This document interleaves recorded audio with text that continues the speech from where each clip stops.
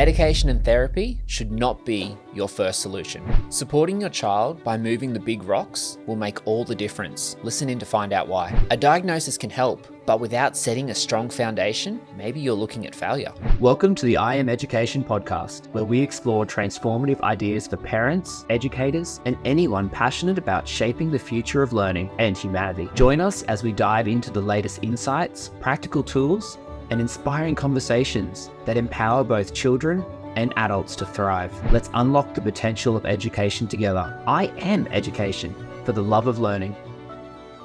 My name is Jason Alexander, and I'm here to discuss the world of behaviours, parenting, and early childhood education. Today's episode is for parents and educators who have children struggling with focus, erratic energy, and disruptive behaviours. When faced with these challenges, the immediate response for many is to visit the GP and seek a diagnosis. But I'm here to share with you why this shouldn't be your first step. Before you look at a diagnosis, you need to examine the foundations. These are what I like to call the big rocks. When we put effort into moving these big rocks, you might just see everything shift for your child. Today, we'll explore why these big rocks are crucial and how addressing them can change everything for your child's development.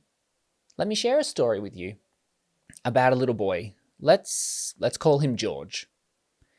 Now, George joined my class at the age of 3 with big emotions, big behaviors, and a big sense of identity, though it was not a positive one. From the outside looking in, it seemed like George was struggling with severe anxiety about many different aspects of his daily life. Because of these big emotions, George began to believe that something was wrong with him, that he wasn't good enough. And this story, it became his truth. And soon, others around him started echoing the same concerns, suggesting to his parents that George might have anxiety and should be medicated so he can feel normal. But before jumping to a diagnosis, we needed to move some big rocks. The first and most important rock was the narrative George had built about himself. We shifted the focus from what he was achieving to who he truly was at his core. For 2 years, we worked on several areas: food aversion, the energy spikes, and those feelings of anxiety. But we looked at them and we approached them always through the lens of that big rock, his self-narrative. Now fast forward to today. George is thriving in school. He was diagnosed with ADHD and sensory seeking and avoiding behaviors. He's on medication and he's receiving guidance from many therapists. Now you might think this story highlights how an early diagnosis could have helped George, and I understand why. But the key here is that before the diagnosis, we moved those big rocks and built a foundation for him. Imagine how ineffective medication or the label of diagnosis would have been if George continued to believe that he wasn't good enough. Now, I share this story not to discredit diagnoses. Far from it. A diagnosis can be a powerful tool to support a child's development, but without setting the right foundations, strategies that therapists come up with, well, it's basically a house of cards. It's ready to topple over under any pressure. Here's an example. Say your child has been diagnosed with ADHD. What now? Those 4 letters won't make everything easier. Your child is still going to behave the way they behave. They're still going to have the same needs, the same energy spikes and falls, the same struggle with focus. Adding those 4 letters to their identity, it doesn't do anything. The work still lies in supporting your child. And that work becomes a lot more manageable if you've already laid a foundation of strength. Now imagine you've got a headache as an adult and you're taking Panadol for it. It helps. you get some pain relief. It's temporary until the headache comes back. And so what do? Take more Panadol. Same process. It keeps on repeating. Without addressing the cause for the headache, it's just going to keep on coming back. And so if you want to address the headache, you need to move the big rock. And the big rock in this case is you hitting your head against the wall over and over again. Stop doing that, and the headaches will stop. That's your big rock. When you ignore the big rock and you focus on a Band-Aid solution, it doesn't really help. And it's the same for children and their behaviors. You move the big rocks, and quite often you'll find the behaviors subside.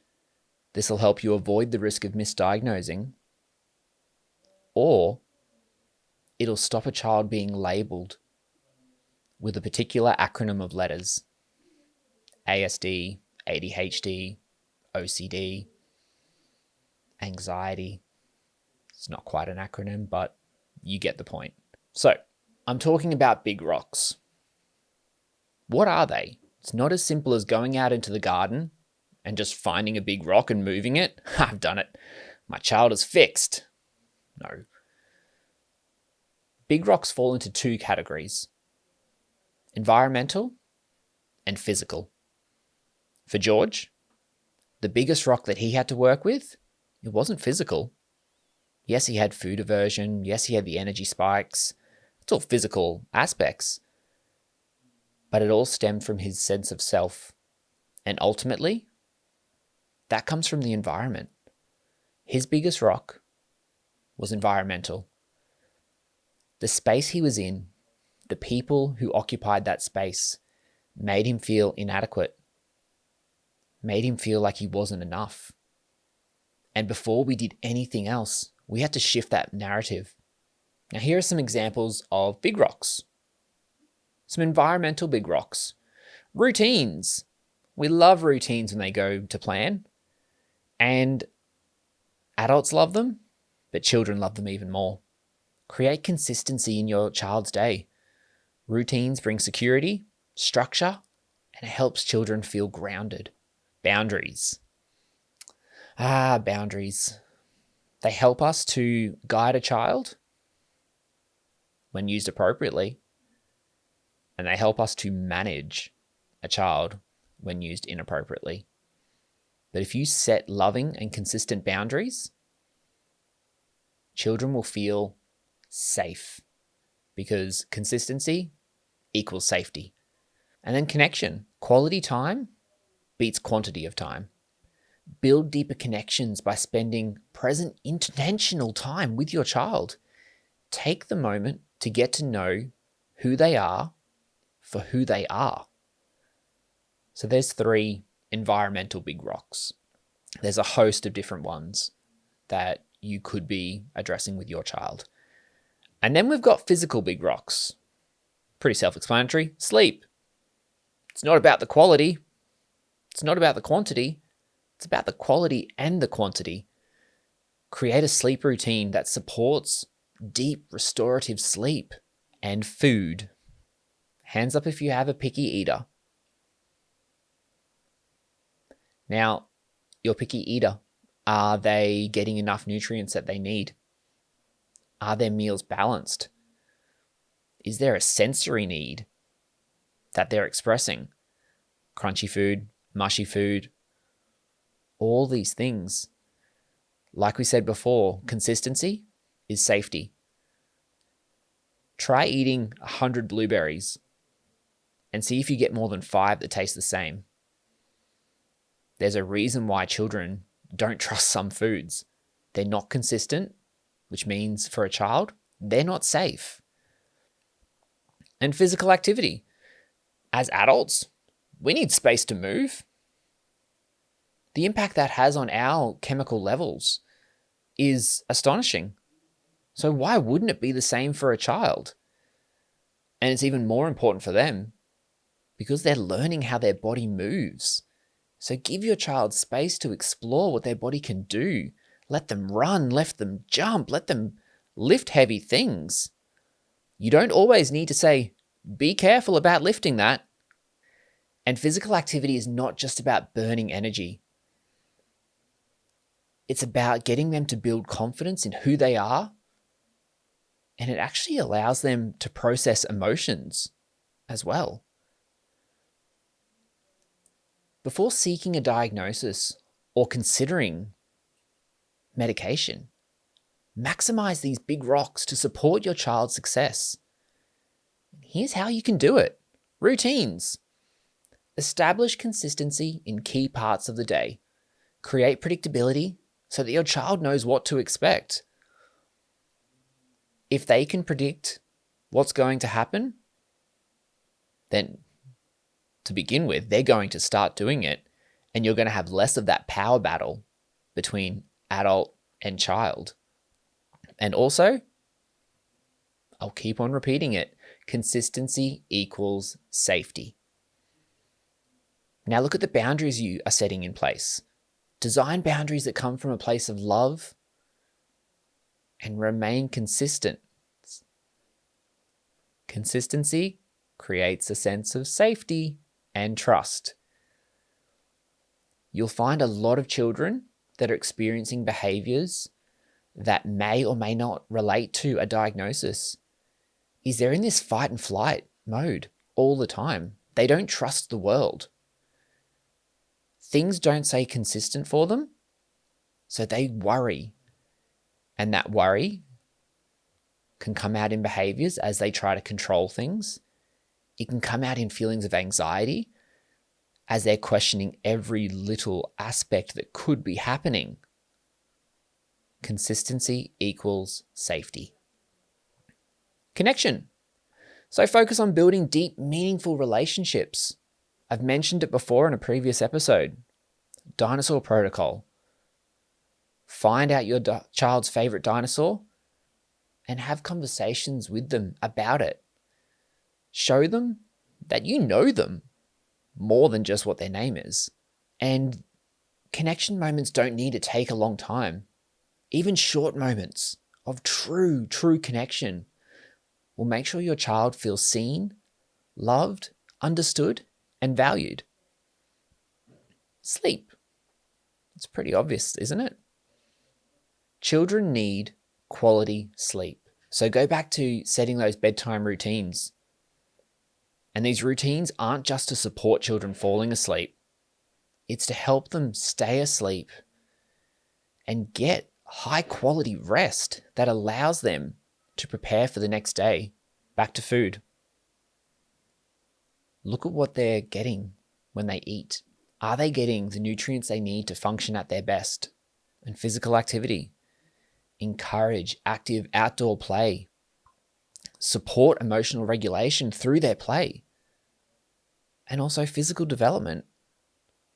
They're all very important aspects that will help your child become a confident, more aware version of themselves. And so once you've moved all these big rocks and you've built that strong foundation, child is sleeping enough, they're feeling connected, they feel good about themselves, we've got established rock solid routines and boundaries in play. If your child is still struggling, it's not the time to give up. This is when you look beyond what you can manage as an individual and you start to bring a village in. Seek external help. And even when you do you know what's fantastic? There might still not be a diagnosis to be found. What are you going to do then? I was banking everything on finding out that they have ADHD and then I was going to get some medication to calm them down. Sorry. Your child does not have any additional needs with ADHD or anything like that. What are you going to do? Well, if you've already started to build that strong foundation by moving those big rocks, you are well on your way. Keep doing that. Do more of it. Be more intentional. Just do not stop. Consistency breeds safety in the mind of a child. And so you're setting up that child for success, whether there's a diagnosis or not. And at the end of the day, we all want what's best for our children. When we focus on building a strong foundation, we give them everything they need to thrive. It's not always about a diagnosis. It's not always about seeing that as the easy way. Ultimately, you could be harming your child more than you're helping if you do not focus on building a strong foundation by moving those big rocks first. Now, if this conversation resonated with you and you want to explore more about how to support your child in a holistic, grounded way, we're here to help at IM Education. Whether you're a parent or an educator, we offer resources, workshops, and coaching to help you move those big rocks in your child's life. Let's work together to unlock their full potential with or without a diagnosis.